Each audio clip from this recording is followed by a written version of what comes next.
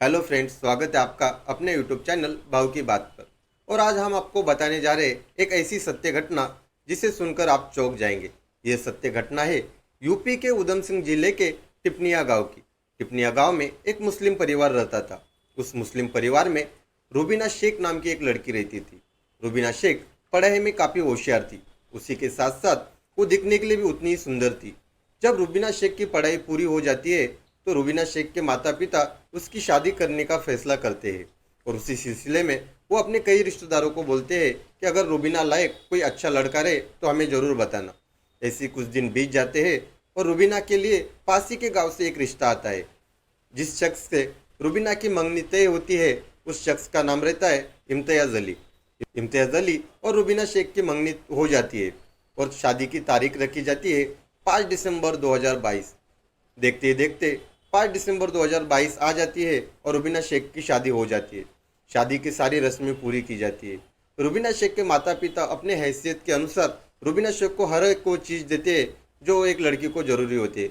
इसी के साथ साथ इम्तियाज़ अली को भी एक मोटर बाइक गिफ्ट करते हैं। और उसी दिन रूबीना की विदाई की जाती है। रूबीना अपने साथ 2-3 सहेली और 2-3 अपने रिश्तेदारों को साथ लेकर ससुराल पहुंचती है। रूबीना जैसे ही ससुराल पहुंचती है उसका बड़े ही अच्छी तरीके से स्वागत किया जाता है। रूबीना ये सब देखकर काफ़ी खुश होती है। वो मनी मन सोचती है कि मुझे जैसा ससुराल चाहिए था वैसे ही ससुराल मिला है, मुझे जैसा पति चाहिए था वैसे ही खूबसूरत पति भी मिला है, अब मुझे ज़िंदगी में और कुछ नहीं चाहिए। लेकिन रूबीना को कहाँ पता था कि आगे उसके साथ क्या होने वाला है। जब रूबीना ससुराल पहुंचती है तो उसकी बची हुई शादी की सारी रस्में पूरी की जाती है और देखते देखते शाम हो जाती है। शाम का खाना सबके साथ होने के बाद सारे रिश्तेदार अपने अपने कमरों में चले जाते हैं और रूबीना और इम्तियाज़ को भी अपने कमरों में जाने के लिए बोलते हैं। रूबीना भी अपने कमरे में पहुंचती है और देखती है कि सारा कमरा फूलों से सजाया हुआ था।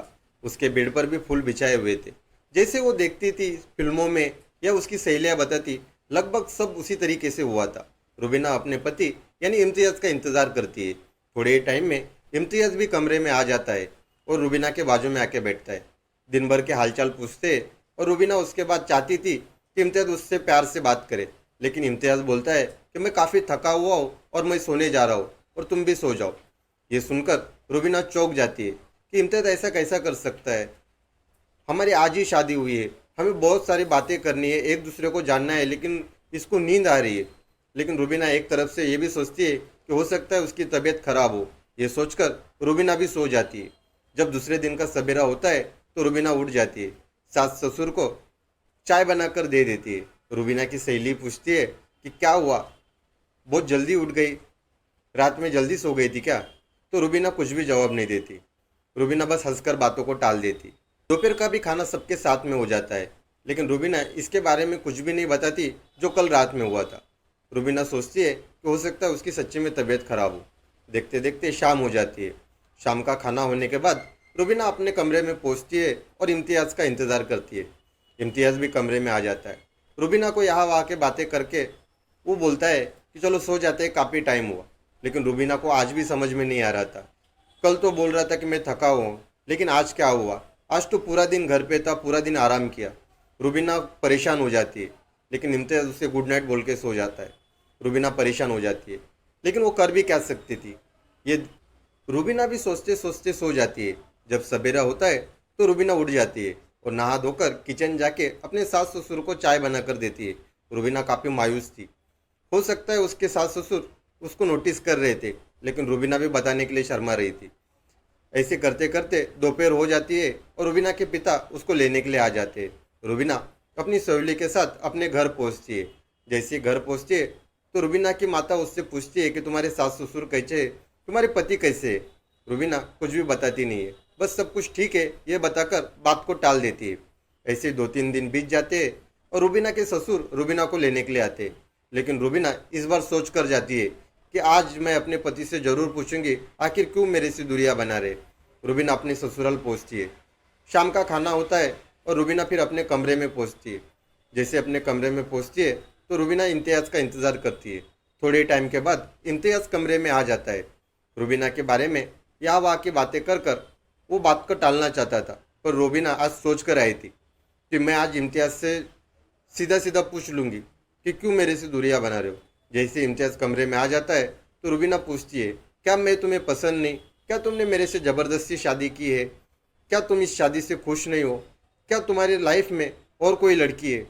ये सब सवाल सुनकर इम्तियाज़ चौंक जाता है और बोलता है, ऐसा कुछ भी नहीं है, मुझे तुम पसंद हो, इसीलिए तो मैंने तुमसे शादी की। लेकिन रूबीना उस बोलती है कि मुझे तुम्हारे बातों पर भरोसा नहीं। अगर अगर तुमने अपनी पसंद से शादी करते तो तुम शादी के दिन ही नहीं सोते। यहाँ तक कि पहले दिन तुमने बोला कि मैं थका हूँ, लेकिन दूसरे दिन तीसरे दिन ये क्या हुआ था तुमको? क्यों तुम मेरे से दूर जा रहे हो? तो इम्तियाज़ उसको बोलता है कि देखो, ये शादी जो भी की है मैंने अपनी मर्जी से नहीं की है। मैं तुमसे शादी नहीं करना चाहता, क्योंकि मैं शादी करने के बाद भी तुम्हें वो सुख नहीं दे सकता जो एक पति एक अपनी पत्नी को देता है। तो रुबीना कुछ समझ नहीं पा रही थी।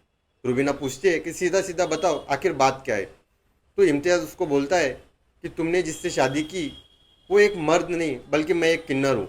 मैं किसी भी लड़की के साथ शादी नहीं कर सकता।